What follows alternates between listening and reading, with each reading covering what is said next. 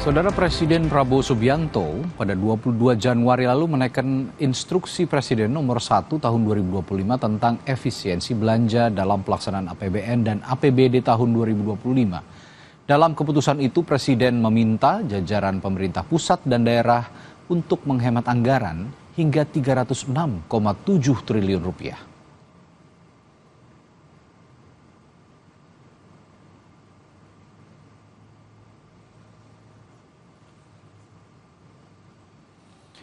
Sedangkan Menteri Keuangan Sri Mulyani bilang langkah penghematan anggaran atas instruksi Presiden tidak akan mengubah postur APBN.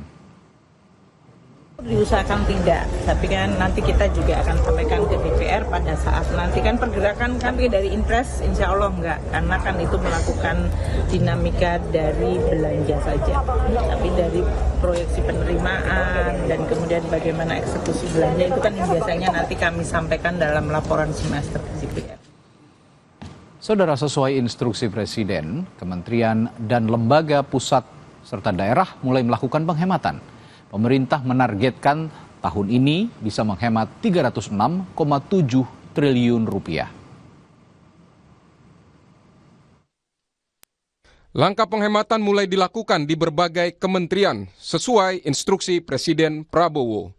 Menteri Agraria dan Tata Ruang Kepala Badan Pertanahan Nasional Nusron Wahid menyebut kementeriannya akan menghemat 2,6 triliun rupiah dari total alokasi anggaran 2025 sebanyak 6,4 triliun rupiah atau sekitar 40%.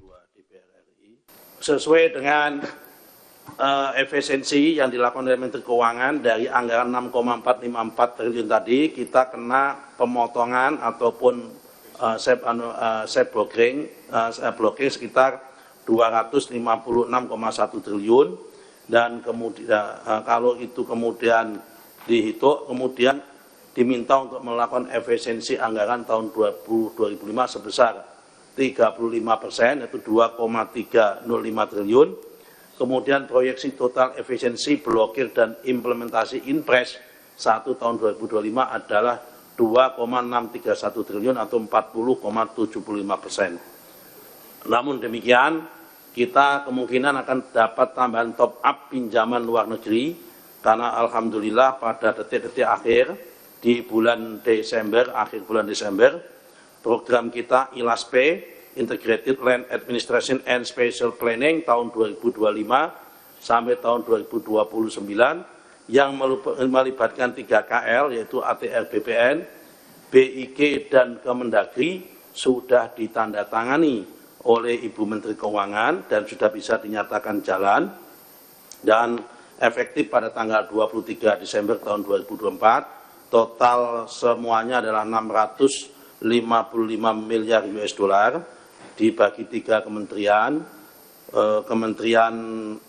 Kita mendapatkan sekitar 340 juta US dollar.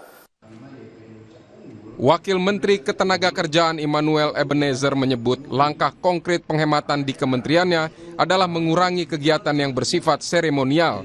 Selain itu, para pejabat di kementeriannya tidak akan naik pesawat di kelas bisnis. Kita implementasikan dengan misalnya kayak kita tidak naik pesawat bisnis, menterinya, wamennya juga tidak pernah naik pesawat bisnis.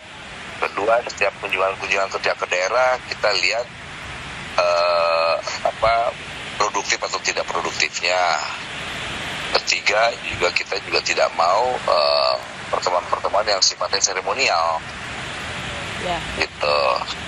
Presiden Prabowo meminta jajaran pemerintah pusat dan daerah untuk menghemat anggaran hingga 306,7 triliun rupiah. Efisiensi anggaran tertuang dalam instruksi Presiden Prabowo nomor 1 tahun 2025. Presiden Prabowo kerap mengingatkan jajarannya berhemat. Tak hanya ingin membatasi belanja yang sifatnya seremonial, Presiden Prabowo juga meminta perjalanan dinas dipangkas 50%. Perjalanan dinas dikurangi, potong setengah. Dengan setengah kita bisa menghemat 20 triliun lebih. Kalau kita hitung 20 triliun, berapa puluh ribu sekolah, gedung sekolah bisa kita perbaiki.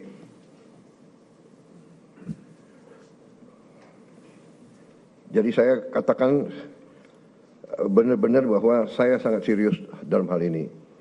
Saya minta loyalitas semua menteri, semua kepala badan untuk patuh dalam hal ini. Ya. Dan saya terima kasih kepada tim keuangan yang telah menjalankan penyisiran, kajian terhadap anggaran sampai serinci-rincinya. Kalau tidak salah, mungkin sampai satuan ke-9 kalau tidak salah. Efisiensi anggaran hingga 306,7 triliun rupiah meliputi penghentian anggaran di semua kementerian dan lembaga sebesar 256,1 triliun rupiah, serta efisiensi anggaran transfer ke daerah sebesar 50,5 triliun rupiah.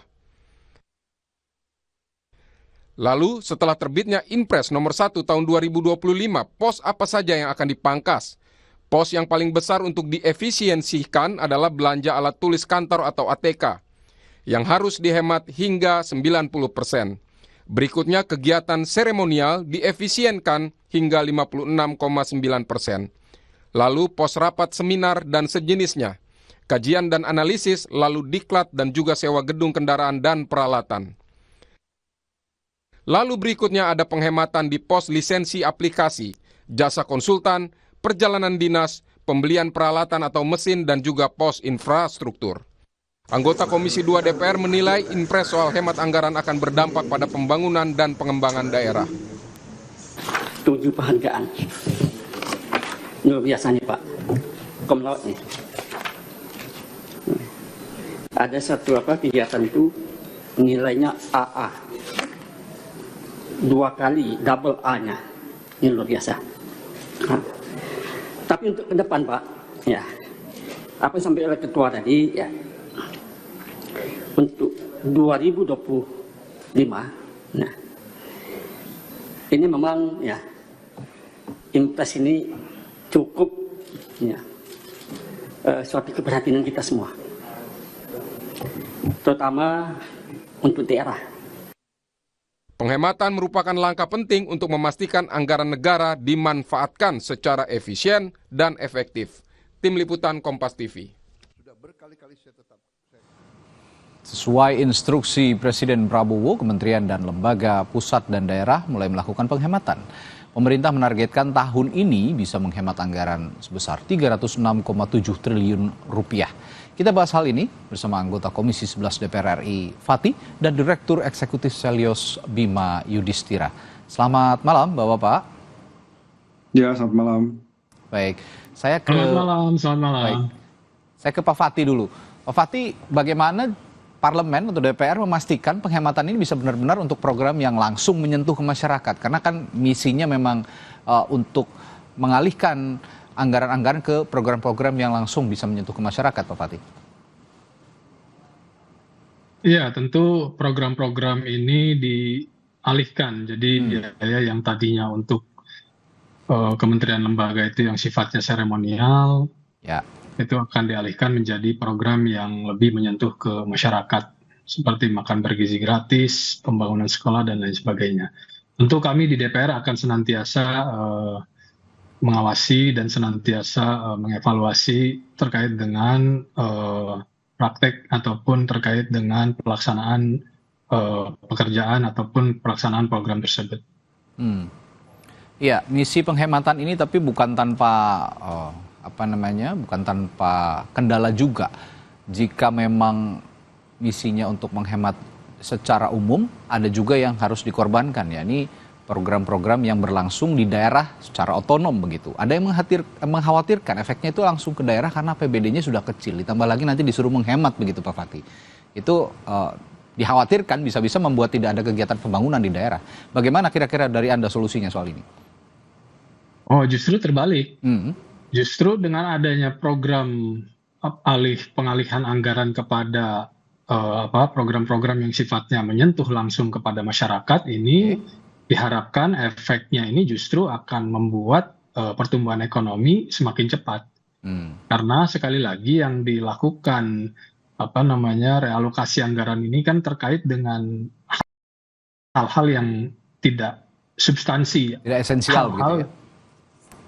hal-hal yang tidak esensial yang kemudian outputnya juga tidak jelas, tidak ada ukurannya seperti seremonial dan juga FGD, masalah-masalah yang sebetulnya sudah diketahui solusinya harus gimana, nggak usah lagi dilakukan studi banding kan kita udah ngerti masalahnya apa, eksekusi saja gitu ya. Sebaliknya alokasi anggaran penggantinya ini adalah program-program yang akan langsung menyentuh ke masyarakat. Jadi diharapkan mudah-mudahan akan bisa merangsang justru pertumbuhan ekonomi di daerah. Klaimnya akan bisa menambah pertumbuhan ekonomi.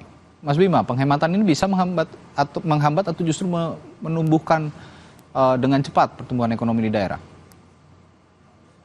Iya, sebenarnya yang namanya efisiensi ini memang sudah lama didorong ya, dan penting sekali. Tapi kan kita pengennya efisiensi bukan hanya kegiatan seremonial, perjalanan dinas, tapi juga misalnya belanja-belanja terkait pengadaan mobil dinas di kementerian lembaga itu pangkas semua. Kemarin kan ada yang usul sebagian pejabat sudah dibiasakan lah pakai angkutan umum ya. Mungkin kecuali presiden.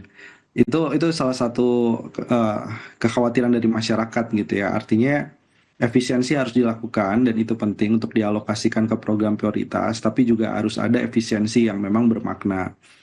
Dan catatan lainnya adalah soal penambahan anggaran misalnya untuk makan bergizi gratis dari hasil realokasi efisiensi ini juga harus dimonitor karena anggarannya makin besar.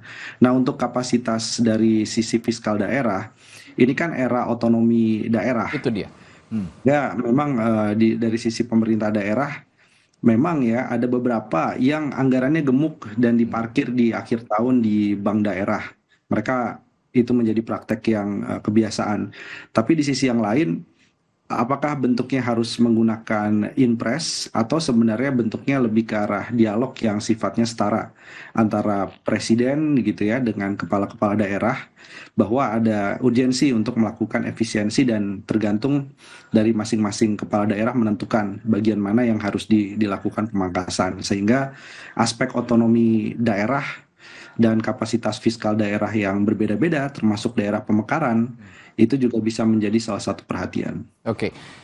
Mas Bimo gini, setiap presiden kan punya kebiasaan masing-masing ya sebenarnya. Kalau Pak Presiden Jokowi dulu, presiden sebelumnya, punya kebiasaan mengumpulkan kepala daerah termasuk gubernur, bupati, wali kota, termasuk untuk mengonsolidasikan soal anggaran. Nah, di eranya Presiden Prabowo ini, apakah langkah itu juga perlu untuk menyeragamkan pemikiran bahwa efisiensi anggaran ini akan dialokasikan ke hal-hal yang lebih esensial, penting termasuk di daerah, Mas Bima?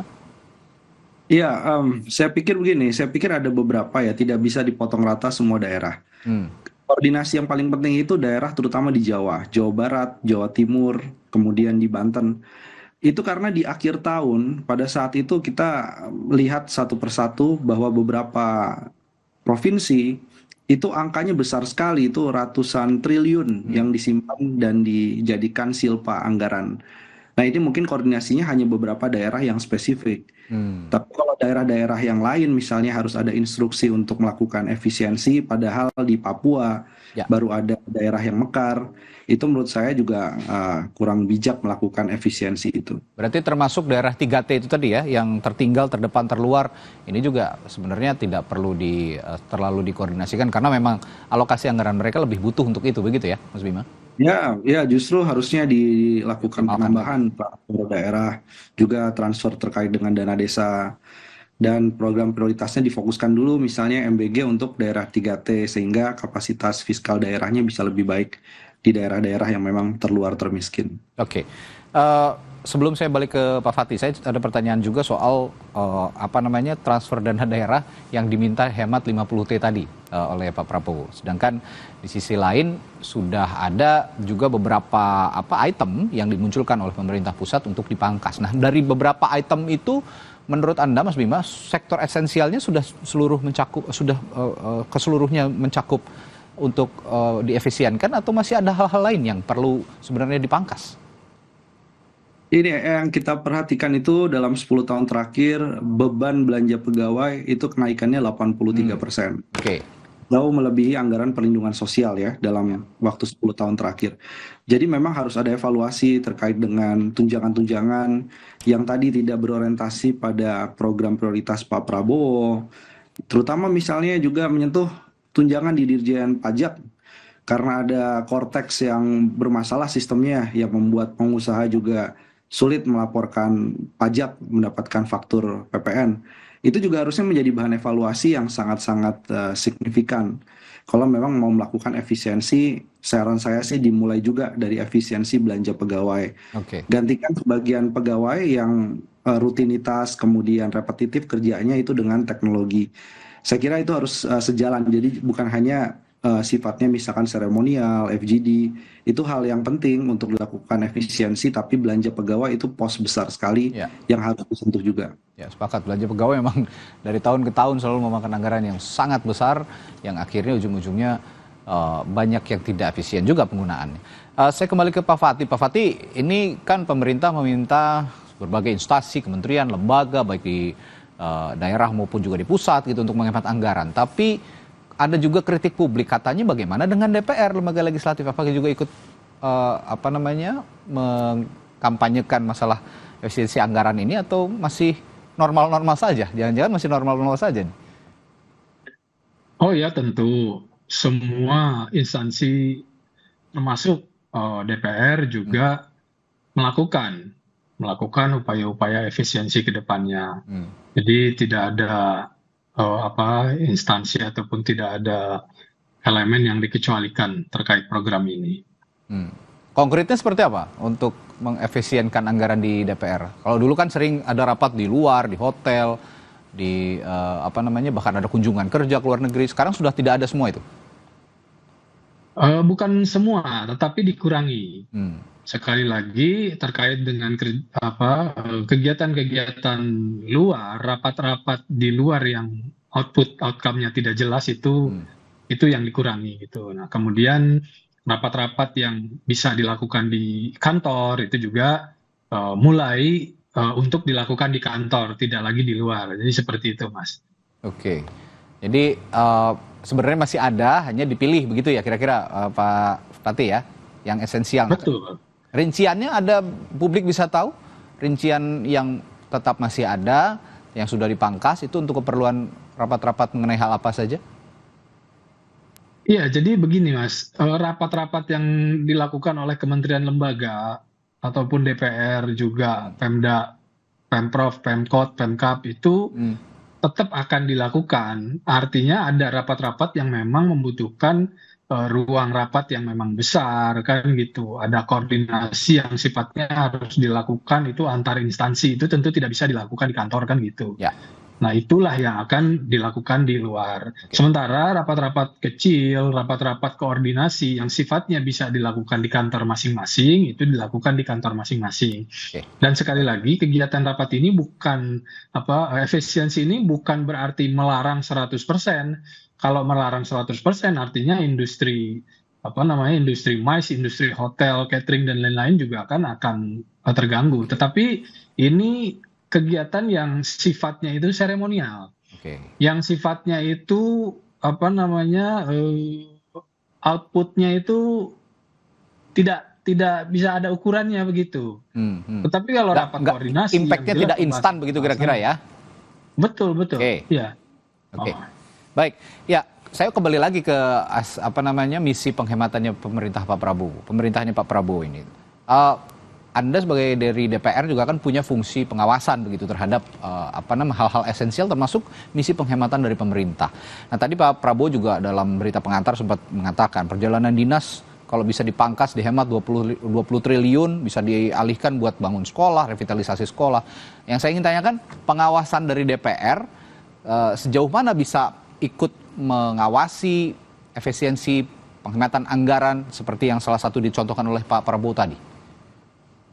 Ya tentu kami sangat bisa untuk mengawasi jalannya program ataupun jalannya instruksi yang telah diberikan oleh Bapak Presiden, karena anggota DPR ini kan terdiri daripada berbagai macam konstituensi, berbagai macam dapil kan gitu. Nah di situ kita tentu bisa langsung melihat seperti apa, kita bisa langsung melakukan monitoring seperti apa efisiensi, seperti apa instruksi tersebut telah dijalankan. Justru alat ukur evaluasi ataupun supervisi yang paling efektif ini melalui rekan-rekan anggota dewan gitu. Oke. Mas Bima, Anda ngelihat tapi pemerintah sudah cukup terbuka belum soal pos alokasi anggaran yang dihemat ini sejauh ini? Iya, kalau dari keterangan ya Kementerian Keuangan memang sudah bisa dibaca. Jadi misalkan dari anggaran perjalanan dinas itu ada pemangkasan, kemudian sewa kendaraan bermotor. Jadi pos-posnya setidaknya meskipun tidak secara detail per kementerian, karena namanya juga instruksi, tapi sudah bisa dibaca kan angka 300 triliunan lebih itu didapatkan dari pemangkasan apa saja nih. Jadi persentasenya itu sudah bisa dibaca gitu. Tapi yang menjadi perhatian ini kan di kementerian lembaga di mana kontrolnya memang ada di Kementerian Keuangan. Bagaimana dengan yang ada di pemerintah daerah ini bervariasi nih. Jadi ada beberapa pemerintah daerah kita akan terbitkan pemangkasan anggaran melihat instruksi dari presiden, tapi ada juga yang belum. Jadi masih bervariasi yang kemudian ditanggapi oleh pemerintah daerah juga. Oke, nah pertanyaan saya selanjutnya begini. Oke, tadi sudah cukup terbaca lah begitu ya pola alokasi anggarannya. Yang saya tanyakan berikutnya adalah bagaimana juga kementerian lembaga ini merubah mindset. Kadang-kadang mindset itu juga jadi penghalang untuk misi penghematan atau efisiensi. Jangan sampai misi penghematan ini terhambat oleh mindset di kementerian yang wah tidak ada anggaran, programnya nggak jalan. Akhirnya misi penghematan juga esensinya tidak kena. Gimana nih Mas Bima kalau soal ini?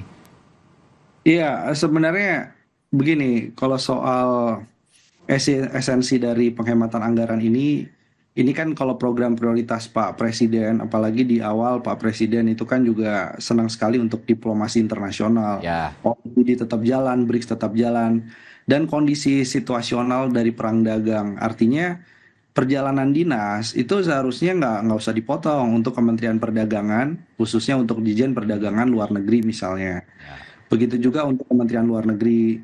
Nah, jadi harus ada kejelasan begitu. Kalau dipangkas semuanya, ini beberapa ada yang komplain juga, misalnya dari kementerian yang ditugaskan untuk aglomerasi industri strategis di daerah.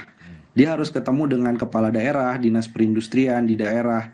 Katanya nggak bisa semuanya menggunakan rapat online, jadi harus ada kunjungan juga. Dan kalau anggarannya sudah diblok untuk perjalanan dinas, bisa mengganggu program. Nah, detail-detail itulah yang sebenarnya memang penting sekali untuk dibahas sehingga ada kejelasan. Jangan sampai nanti begini, pertumbuhan ekonomi sulit tercapai 8%. Bahkan angkanya misalnya di bawah 5% tahun ini. Itu karena penghematan anggaran, Pak. Kami dari pihak kementerian nggak bisa bergerak ini dan itu karena anggarannya dipangkas. Nah, ini harus dikelirkan karena khawatir ini akan jadi apologi juga dari pembantu dari presiden yang secara teknis mengerjakan program prioritas. Itu untuk bilang bahwa ya anggarannya nggak cukup, maka kami tidak bisa mencapai target. Nah, itu bisa blunder nanti kepada pencapaian dari Pak Prabowo sebenarnya. Ya. Terminologi seret itu tadi yang harus diperbaiki dengan cara tadi ya, mengidentifikasi mana-mana saja yang penting, mana-mana saja yang tidak, sehingga bisa efisiensi penghematan anggaran ini esensinya bisa benar-benar terasa dan langsung merambah ke program-program yang menyentuh ke masyarakat. Baik, terima kasih anggota Komisi 11 DPR RI, Pak Fatih, dan juga dari Selius ada Mas Bima telah berbagi perspektifnya malam hari ini di Sapa Indonesia Malam. Sampai jumpa lagi. Terima kasih. Terima kasih.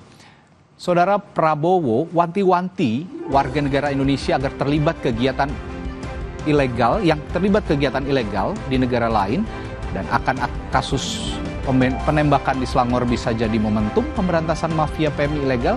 Kita akan bahas usai jeda di Sapa Indonesia Malam.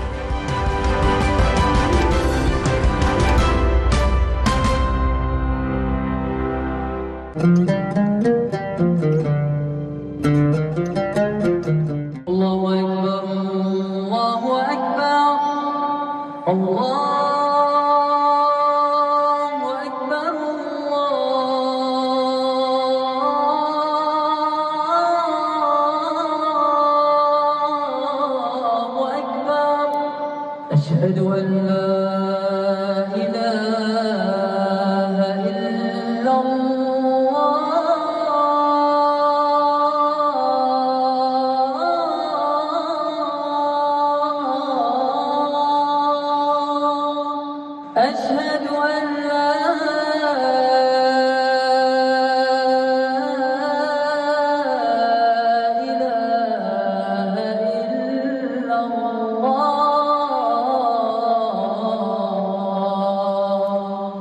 أشهد أن محمدا رسول الله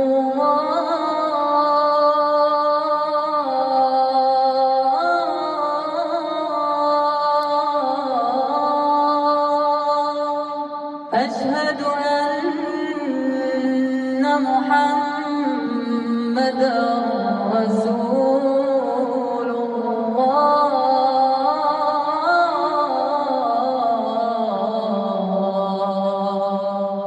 حي على الصلاة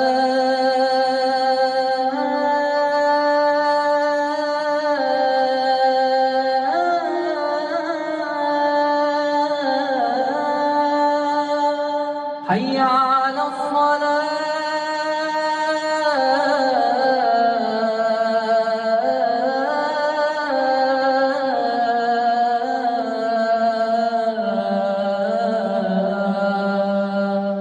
حي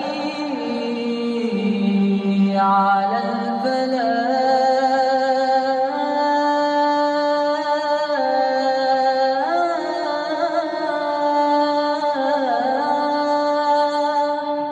حي على الفلاح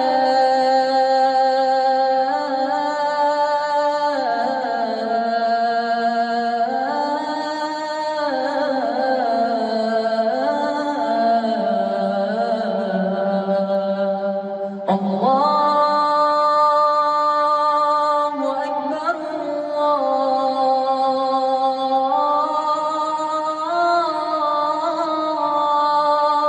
الله أكبر لا إله إلا الله.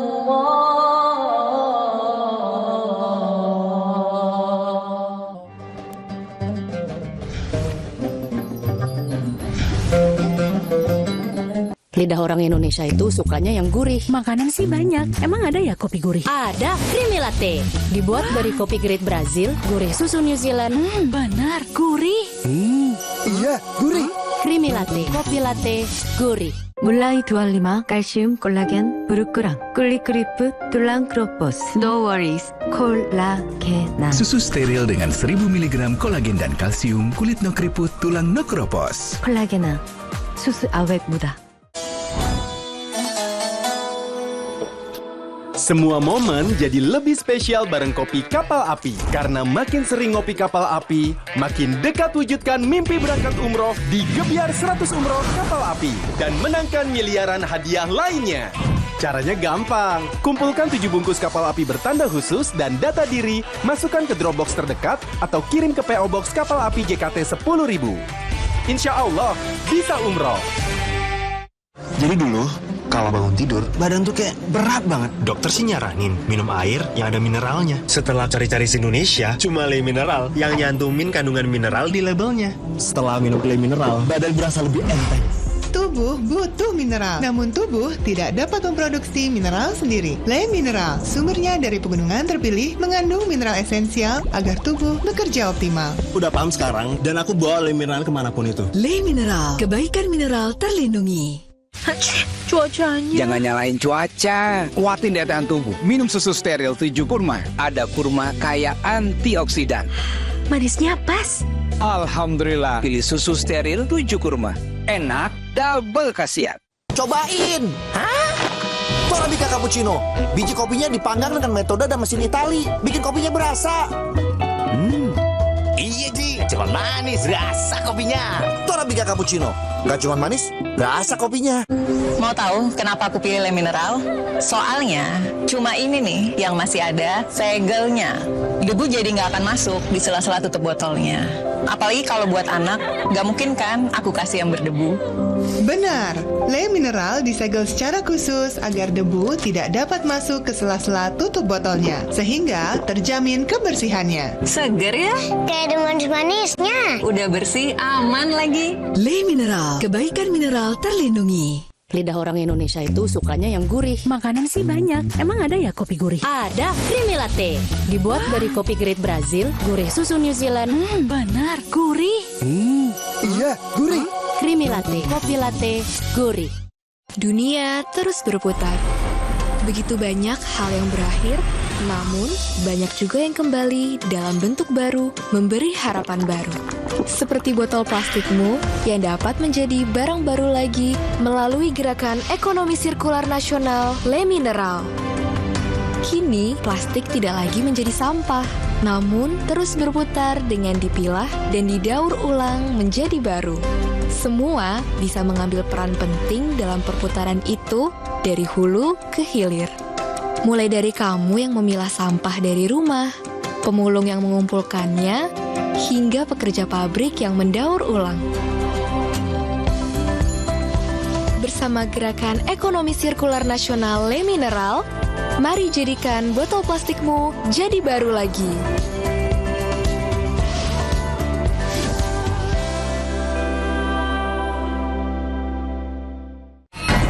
Sebuah penelusuran jurnalistik.